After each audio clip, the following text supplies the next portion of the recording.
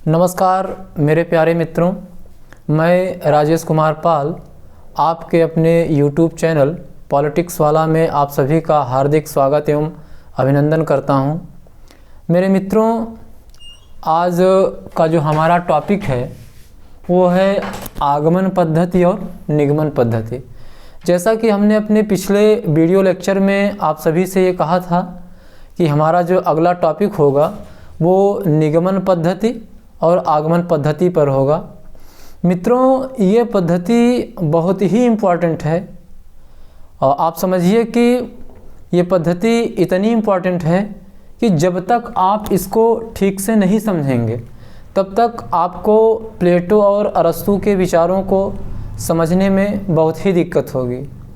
और आप यकीन कीजिए कि निगमन पद्धति और आगमन पद्धति के संबंध में आपके जितने भी डाउट्स हैं, जितने भी कन्फ्यूजन हैं, आज सब दूर होने वाले हैं। और आप इस वीडियो को ध्यान से देखिएगा और पूरा देखिएगा। मित्रों, अधिकांशतः बहुत सारे स्टूडेंट्स के बीच में, बहुत सारे स्टूडेंट के अंदर इस पद्धति को लेकर के बहुत सारे डाउट्स हैं, कन्फ्यूजन्स हैं। तो आज वो डाउट्स और कन्फ्यूजन्स आपके दूर होने वाले हैं। तो चलिए हम आते हैं अपने मेन पॉइंट पर।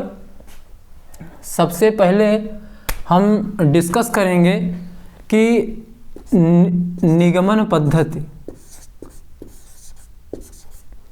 निगमन पद्धति, इसको हम इंग्लिश में कहते हैं डिडक्टिव मेथड।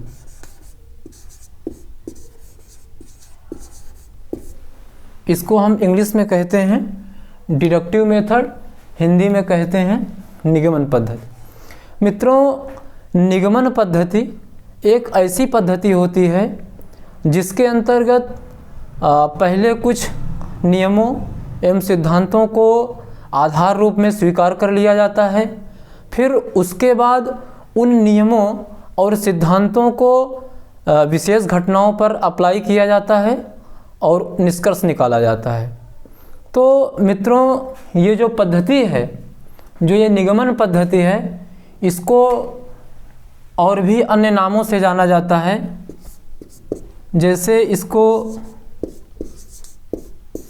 दार्शनिक पद्धति,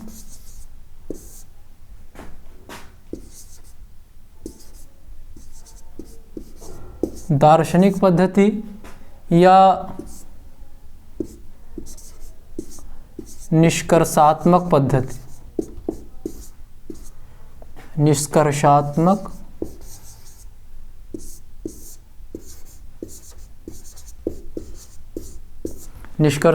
पद्धति।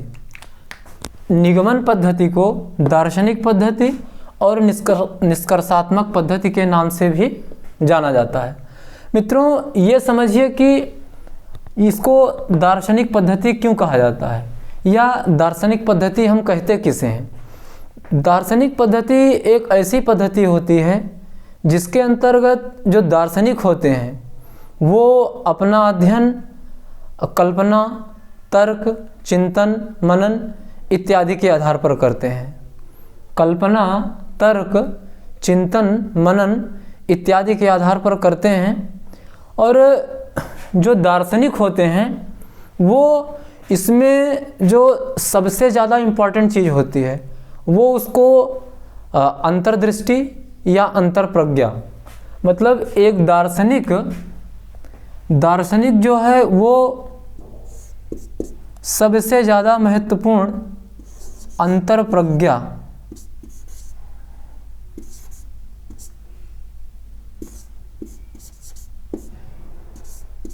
अंतर्प्रज्ञा या अंतर्दृष्टि,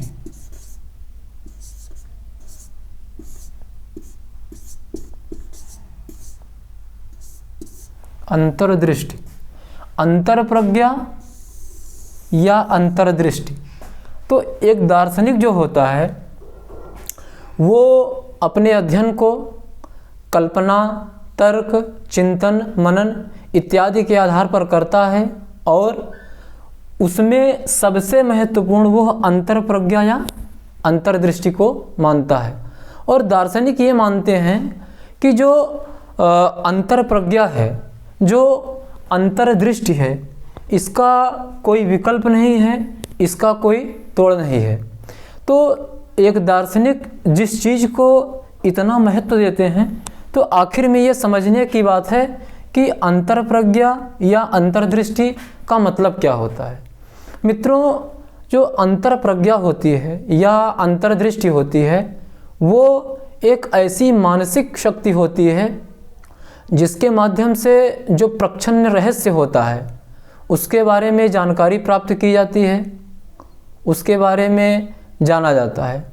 अब बिंदु ये आता है कि जो मैंने एक शब्द इस्तेमाल किया, प्रच्छन्न।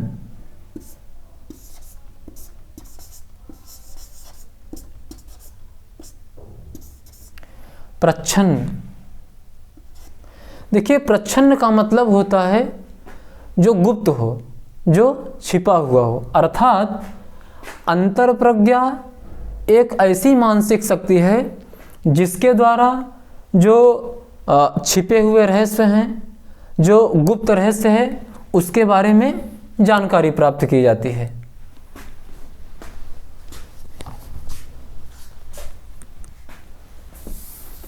तो अंतर्प्रज्ञा एक ऐसी मानसिक शक्ति है जिसके द्वारा जो छिपा हुआ रहस्य है, जो गुप्त रहस्य है, उसके बारे में जानकारी प्राप्त की जाती है। अब हम आते हैं कि जो निगमन पद्धति, जो निगमन पद्धति है, इससे संबंधित एक उदाहरण लेते हैं तो आपको इस संबंध में और स्पष्ट जानकारी हो जाएगी, चीज़ें और क्लियर हो जाएंगी। जैसे हम ये मान लेते हैं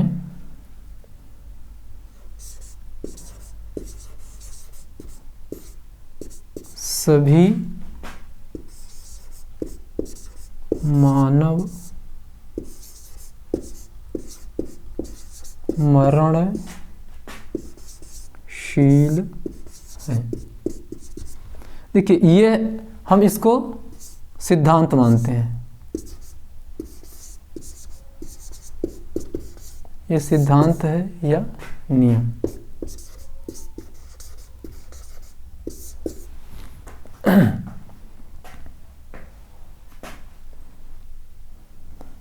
सभी मानव मरणशील हैं, ये सिद्धांत या नियम हमने आधार रूप में इसके स्वीकार कर लिया है।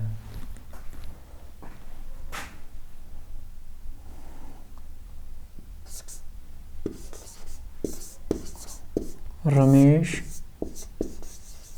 एक मानव है,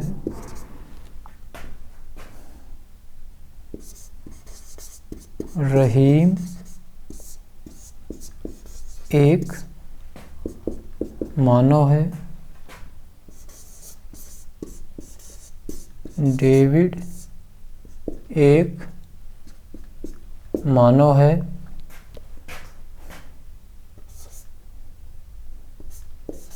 राम एक मानव है। देखिए सभी मानव मरणशील हैं, इसको हमने आधार रूप में, इस सिद्धांत को, इस नियम को हमने आधार रूप में स्वीकार कर लिया है। और देखिए कि रमेश एक मानव है, रहीम एक मानव है, देखिए फिर डेविड एक मानव है, राम एक मानव है। इसलिए सभी, यहाँ सभी का मतलब ये रमेश, रहीम, डेविड, राम इत्यादि, इसलिए सभी मरणशील हैं। देखिए निगमन पद्धति क्या कहती है, निगमन पद्धति क्या होती है? तो इसके अंतर्गत कुछ सिद्धांतों एवं नियमों को पहले आधार रूप में उसको स्वीकार कर लिया जाता है, फिर उसे, देखिए ये क्या है, इसको हमने आधार रूप में स्वीकार कर लिया इस नियम या सिद्धांत को, फिर उसे विशेष घटनाओं पर अप्लाई किया जाता है। देखिए रमेश एक व्यक्ति विशेष है, रहीम एक व्यक्ति विशेष है, डेविड एक व्यक्ति विशेष है, राम एक व्यक्ति विशेष है। तब हमने ये निष्कर्ष निकाला, निष्कर्ष का मतलब होता है परिणाम, निष्कर्ष का मतलब होता है नतीजा। तब हमने ये निष्कर्ष निकाला कि सभी मरणशील हैं, ये सभी मरणशील हैं। तो अब देखिए कि निगमन पद्धति में, ध्यान से समझिएगा कि निगमन पद्धति में क्या होता है, पहले हम किसी सिद्धांत या नियम को आधार रूप में स्वीकार कर लेते हैं, फिर उसे विशेष घटनाओं पर अप्लाई करते हैं और तत्पश्चात हम निष्कर्ष निकालते हैं। तो ये निगमन पद्धति का यही आशय होता है। अब बिंदु ये आता है कि हाँ, एक चीज़ और है कि ये जो निगमन पद्धति होती है, निगमन पद्धति जो होती है ये सामान्य से विशेष की ओर चलती है। जो ये निगमन पद्धति है सामान्य से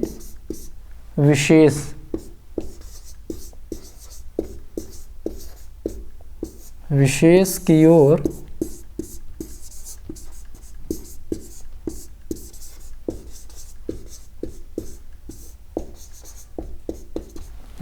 ओर चलती है। अब देखिए ये सिद्धांत है, इसको हमने आधार रूप में स्वीकार किया, क्योंकि सिद्धांत सामान्यीकरण का परिणाम होता है, सामान्यीकरण का नतीजा होता है। और उसके बाद ये सिद्धांत है, इसको हमने आधार रूप में स्वीकार किया। अब देखिए विशेष की ओर, ये सामान्य है, फिर रमेश एक मानव है, रहीम एक मानव है, ये सभी एक विशेष व्यक्ति हैं। फिर उसके बाद हमने निष्कर्ष निकाला। तो इसीलिए क्या होता है कि जो निगमन पद्धति होती है, इसको अभी हमने आपको पहले बताया कि इसको निष्कर्षात्मक पद्धति के नाम से भी जाना जाता है।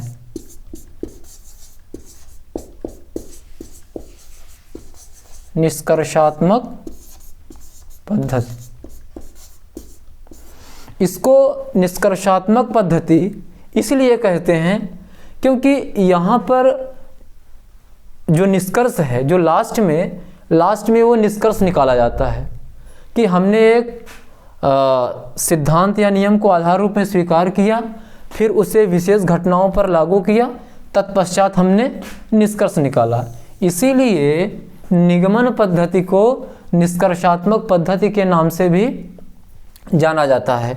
अब मित्रों बिंदु ये आता है कि प्लेटो ने, जैसा कि हमने आपको पहले ही बताया है कि प्लेटो ने अपने दर्शन के प्रतिपादन में, अपने राजनीतिक चिंतन के प्रतिपादन में निगमन पद्धति का इस्तेमाल किया। तो अब जो सबसे अहम बिंदु है कि प्लेटो ने इसे अपने दर्शन में कैसे अप्लाई किया, या प्लेटो ने इसे इस पद्धति का इस्तेमाल करके अपने चिंतन का प्रतिपादन किया, तो वो किस प्रकार से किया। और मित्रों जो ये बिंदु है कि प्लेटो ने उसे कैसे अप्लाई किया या उसके आधार पर अपने दर्शन का उसने प्रतिपादन किया, ये बहुत इम्पॉर्टेंट पॉइंट है। इसलिए इम्पॉर्टेंट है क्योंकि बहुत सारे मतलब स्टूडेंट के बीच में इसको लेकर के बहुत सारे डाउट्स पाए जाते हैं कि आखिर में प्लेटो, हम ये बार बार पढ़ते हैं कि प्लेटो ने निगमन पद्धति का इस्तेमाल किया, अरस्तु ने आगमन पद्धति का इस्तेमाल किया, अभी हम अरस्तु पर भी आते हैं। तो आखिर में प्लेटो ने जो निगमन पद्धति का इस्तेमाल किया, तो वो अपने दर्शन में उसे किस प्रकार से वो अप्लाई करता है, अपने दर्शन में उसको किस प्रकार से वो लाता है, किस प्रकार से उसका इस्तेमाल करता है। तो अब देखिए इसका जो प्रैक्टिकल पॉइंट है कि प्लेटो ने किस प्रकार से इसको इस्तेमाल किया। तो अब आप ये समझिए कि जो प्लेटो महोदय थे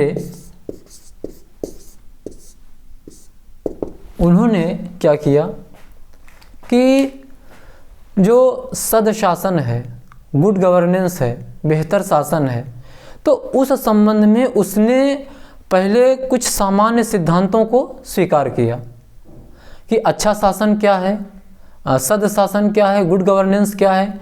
तो इस संबंध में उसने कुछ सिद्धांतों को पहले आधार रूप में स्वीकार करता है उसको, और फिर उसके बाद वो उन्हीं सिद्धांतों को अप्लाई करने के लिए, उन्हें रचनात्मक रूप प्रदान करने के लिए अपनी प्रसिद्ध रचना रिपब्लिक में आदर्श राज्य यानी आइडियल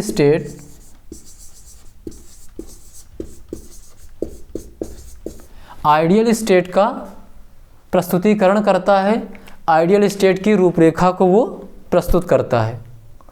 अब देखिए कि सद शासन के संबंध में उसके जो सद शासन के संबंध में उसने जो आधार रूप में जिन सिद्धांतों को स्वीकार किया,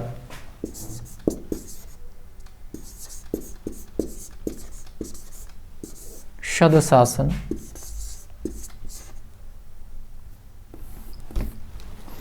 तो गुड गवर्नेंस के संबंध में, सद शासन के संबंध में उसने जिन चीज़ों को आधार रूप में स्वीकार किया, उसमें जैसे प्लेटो का ये मानना था कि भाई जो आदर्श राज्य का जो शासक होगा वो खूब अच्छे से पढ़ा लिखा होना चाहिए, दार्शनिक होना चाहिए, उसकी जो व्यक्तिगत संपत्ति है, फैमिली है, वो सब सारी चीज़ें नहीं होंगी, वो कंचन और कामनी से जब दूर रहेगा तभी वो पथभ्रष्ट नहीं हो पाएगा, अदरवाइज वो शासन व्यवस्था गड़बड़ हो जाएगी। तो सदशासन के संबंध में उसने इन चीज़ों को पहले एक्सेप्ट किया, उसे आधार रूप में स्वीकार किया।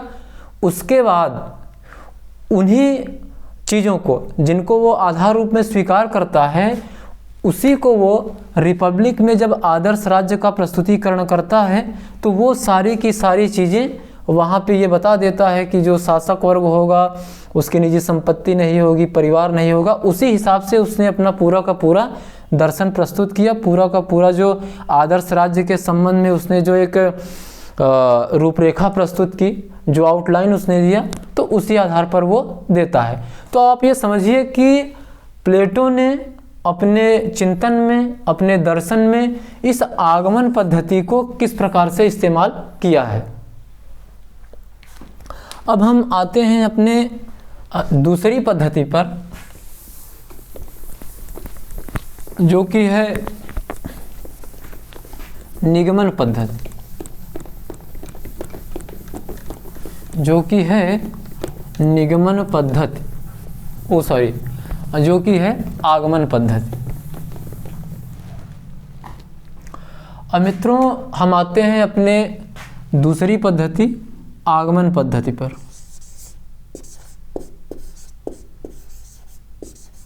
आगमन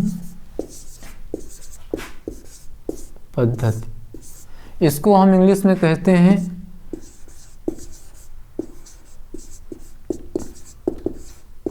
इंडक्टिव मेथड। इंडक्टिव मेथड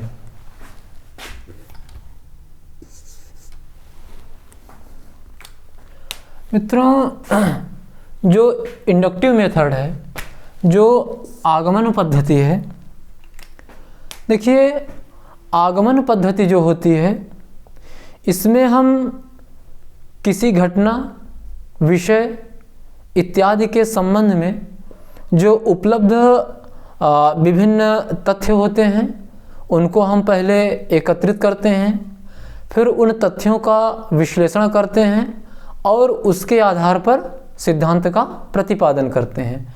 हमारे कहने का आशय ये है कि जो आगमन पद्धति है इसमें पहले हम किसी घटना विशेष या वस्तु या विषय इत्यादि के संबंध में जो उपलब्ध विभिन्न विकल्प होते हैं उसको हम कलेक्ट करते हैं, उसे हम एकत्रित करते हैं, मतलब जितने भी विभिन्न तथ्य होते हैं। उसके बाद उन तथ्यों का हम विश्लेषण करते हैं और विश्लेषण करने के पश्चात हम फिर एक सिद्धांत का प्रतिपादन करते हैं। फिर हम सिद्धांत को एक्सेप्ट करते हैं, मतलब तथ्य के आधार पर फिर हम सिद्धांत का प्रतिपादन करते हैं। और मित्रों, ये जो आगमन पद्धति है इसको वैज्ञानिक पद्धति के नाम से भी जाना जाता है। वैज्ञानिक पद्धति,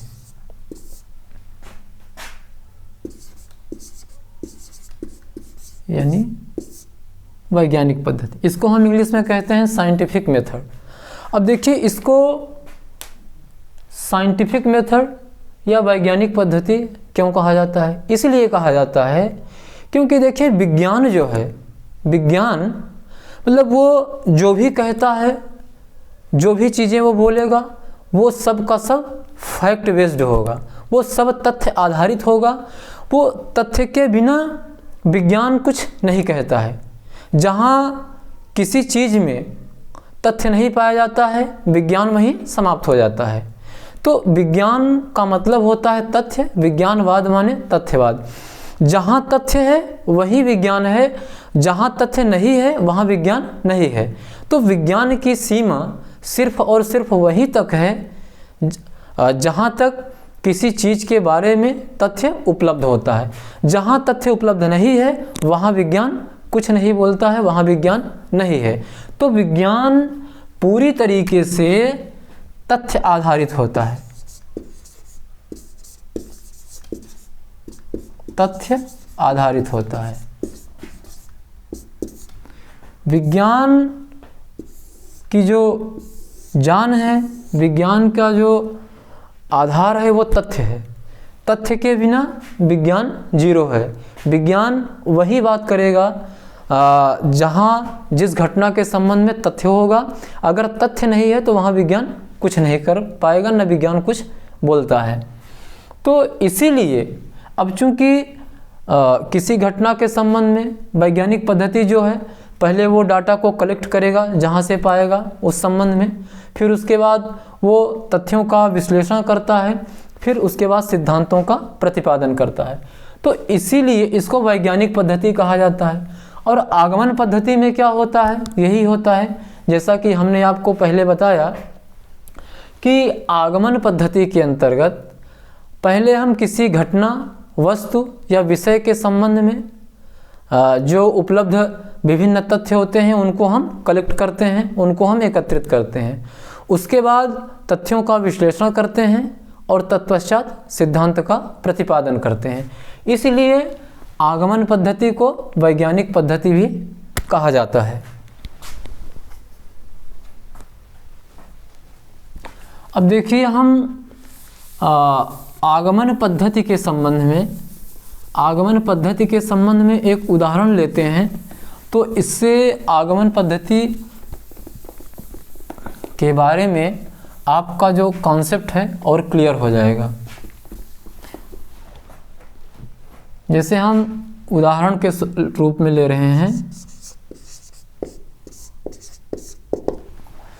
जैसे मान लीजिए कि हम भारत में आतंकी घटनाओं के संबंध में यदि एक विषय पर रिसर्च करें, जैसे कि आतंकवादी घटनाओं के संबंध में जो शामिल आतंकी रहे हैं उनकी अगर एज ग्रुप क्या है, मतलब कि किस एज ग्रुप के बीच वो लगभग सभी आतंकी आ जाते हैं, तो उसी से संबंधित हमारा उदाहरण है। जैसे मान लीजिए कि हैदराबाद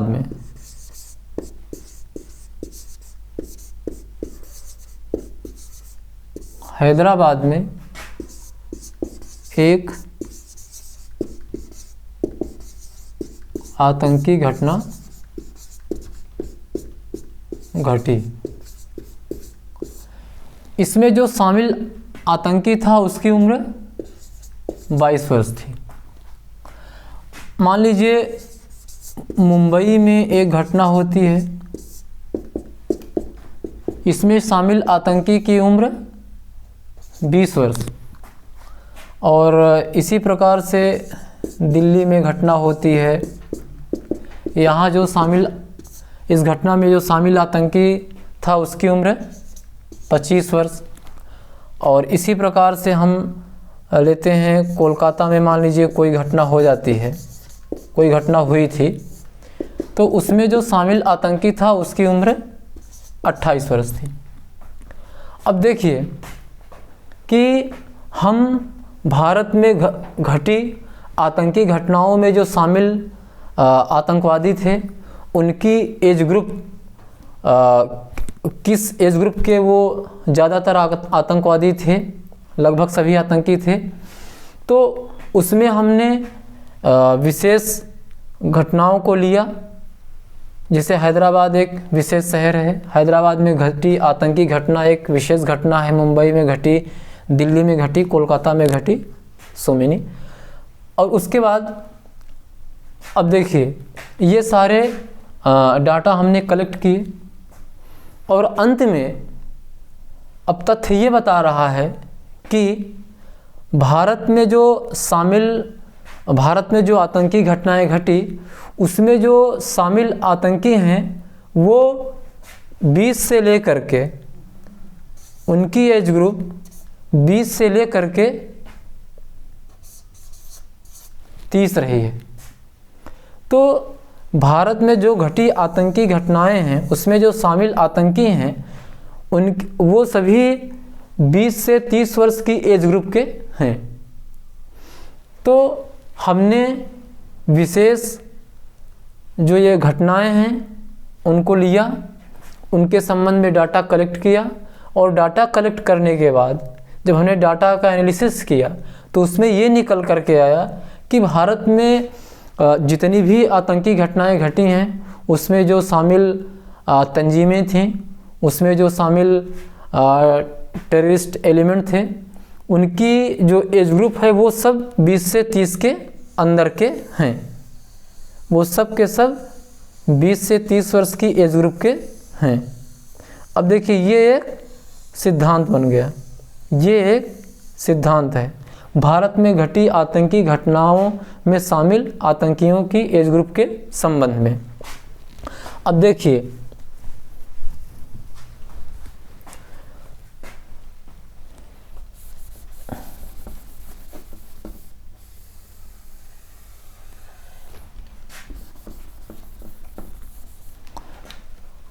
अब जो मेन बिंदु आता है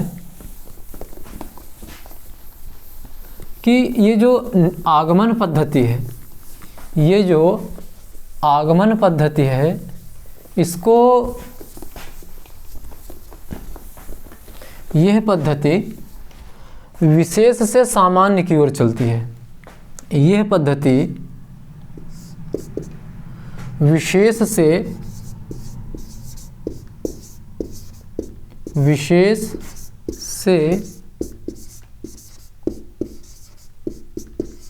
सामान्य की ओर, विशेष से सामान्य की ओर चलती है। अब कैसे विशेष से सामान्य की ओर चलती है? जैसे हमने अभी कुछ देर पहले उदाहरण दिया कि हैदराबाद में आतंकी घटना घटी, मुंबई में घटी, दिल्ली में घटी, कोलकाता में घटी। तो हैदराबाद शहर, दिल्ली में घटी आतंकी घटना, हैदराबाद में घटी आतंकी घटना, कोलकाता में घटी आतंकी घटना, ये एक विशेष घटनाएं हैं। ये जो घटनाएं घटी वो एक विशेष घटनाएं हैं। फिर हमने उस संबंध में डाटा कलेक्ट किया, डाटा का एनालिसिस किया। एनालिसिस करने के बाद ये निकल करके आता है कि भारत में जितनी भी आतंकी घटनाएं घटी हैं उसमें शामिल जो आतंकी तंजीमें थीं, उसमें जो शामिल आतंकी तत्व थे, उसमें वो सभी 20 से 30 एज ग्रुप के थे। वो सारे के सारे 20 से 30 एज ग्रुप के थे। मतलब कोई 20 का था, कोई 22 का था, कोई 28 का था, कोई 30 का था, XYZ। तो ये चीज़ इसीलिए जो आगमन पद्धति है वो विशेष से सामान्य की ओर जाती है।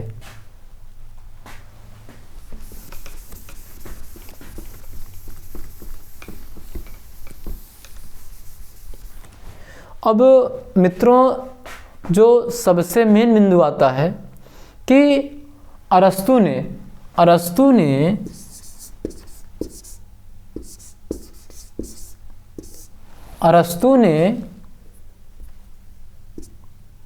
इसे किस प्रकार से अप्लाई किया या कैसे इसका इस्तेमाल अपने दर्शन में किया। अब देखिए अरस्तु ने क्या किया कि इसने सर्वप्रथम उस समय 158 अरस्तु ने 158 राज्यों के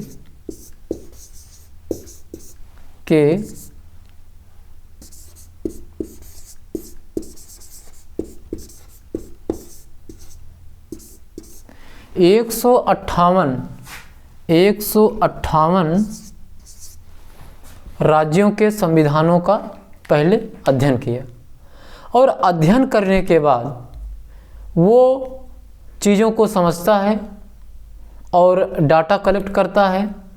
फिर उसके बाद वो एक जो सदशासन किसे कहेंगे, गुड गवर्नेंस किसे कहेंगे, एक अच्छा संविधान, अच्छा शासन किसे कहेंगे, तब उसने जाकर के इस संबंध में अपने सिद्धांत का प्रतिपादन किया। हमारे कहने का आशय ये है कि अरस्तु ने पहले 158 राज्यों का, ये 158 राज्य एक विशेष प्रकार के राज्य थे, इन 158 राज्यों के संविधानों का अध्ययन करता है। अध्ययन करने के बाद तब वो अच्छे शासन के विषय में, गुड गवर्नेंस के विषय में, एक बेहतर संविधान, अच्छे संविधान के विषय में फिर वो अपने सिद्धांत का प्रतिपादन करता है। अब देखिए कि आगमन पद्धति क्या है कि किसी घटना, वस्तु, विषय के संबंध में जो उपलब्ध विभिन्न तथ्य हैं उनको कलेक्ट करता है, फिर उनका विश्लेषण करता है, मतलब उन्हें खंड खंड में तोड़ता है, फिर उसके बाद वो सिद्धांत का प्रतिपादन करता है। ठीक इसी प्रकार से अरस्तु ने 158 राज्यों के संविधानों का अध्ययन किया। ये 158 राज्य, हर राज्य अपने में विशेष था, और उसके बाद उसने डाटा को कलेक्ट किया, चीज़ों को समझा। उसके बाद तब उसने सदशासन के संबंध में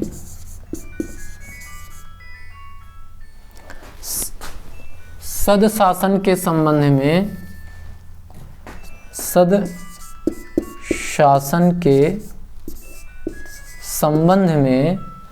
सदशासन के संबंध में सिद्धांत का प्रतिपादन किया। तब उसने सदशासन के संबंध में सिद्धांत का प्रतिपादन किया। तो मित्रों, इस प्रकार से आपने देखा कि ये जो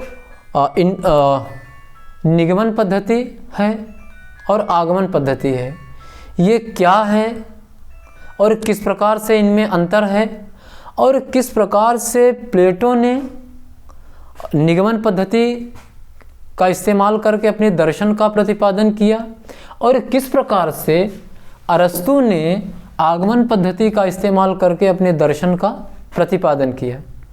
तो और देखिए कि जहाँ तक निगमन पद्धति और आगमन पद्धति में जो बेसिक डिफरेंस है, वो बेसिक डिफरेंस ये होता है कि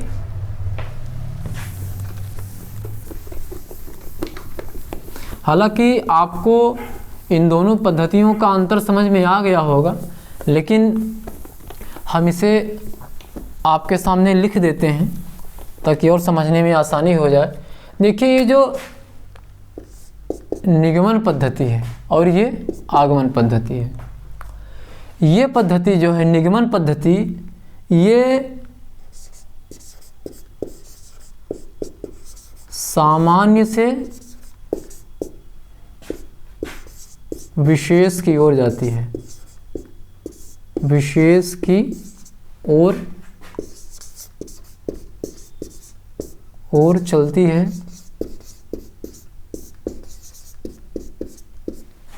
ये जो आगमन पद्धति है, ये देखिए आगमन पद्धति जो है वो निगमन पद्धति का जस्ट अपोजिट है। जो ये आगमन पद्धति है ये विशेष से सामान्य की ओर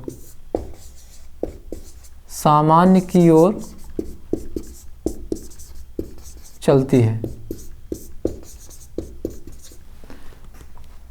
इसमें क्या होता है कि जो सिद्धांत है, सिद्धांत पहले,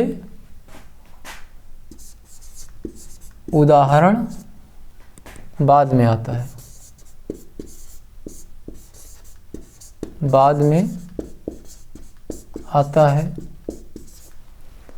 और आगमन पद्धति में उदाहरण पहले,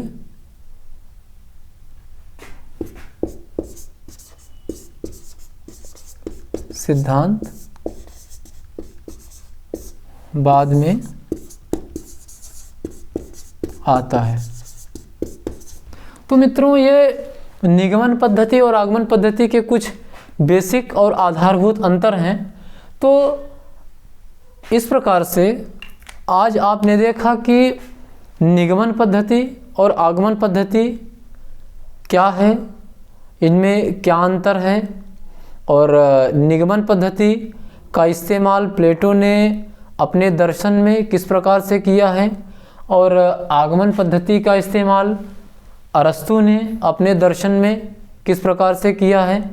तो मित्रों, हम समझते हैं कि आपको इस संबंध में काफ़ी बेहतर ज्ञान मिला होगा, और निगमन पद्धति और आगमन पद्धति के संबंध में आपके जो भी डाउट्स रहे होंगे, जो भी शंका संदेह रहा होगा, जो भी अस्पष्टता रही होगी, वो ज़रूर दूर हो गई होगी। और हम आपसे फिर ये गुजारिश करेंगे कि आप इस वीडियो को ध्यान से देखिएगा, पूरा देखिएगा। जहाँ ना समझ में आए वीडियो को रोक करके उसे पॉज करके दोबारा समझने की कोशिश करिएगा, और चीज़ें आपको ज़रूर समझ में आई होंगी, और चीज़ें आपको बेहतर समझ में आए, यही हमारा सदैव प्रयास रहता है। और अब हम आज ये टॉपिक पूरा होता है, और इन्हीं शब्दों के साथ मैं अपनी वाणी को विराम देता हूँ। तब तक के लिए धन्यवाद, नमस्कार, गुड नाइट।